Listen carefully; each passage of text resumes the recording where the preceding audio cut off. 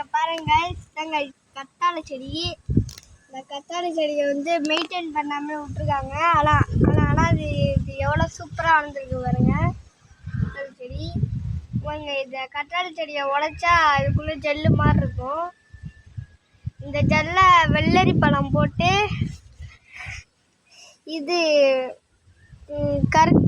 பனக்கற்கண்டு இல்லைன்னா தேன் போட்டு ஜூஸ் அடித்து குடிப்பாங்க. இப்போ பாருங்க, நான் முன்னாடி வீடியோவிலே சொல்லியிருப்பேன், என் பேய் மிரட்டி அதுவும் இங்கே அதை இது பண்ணி இங்கே கிடக்கு.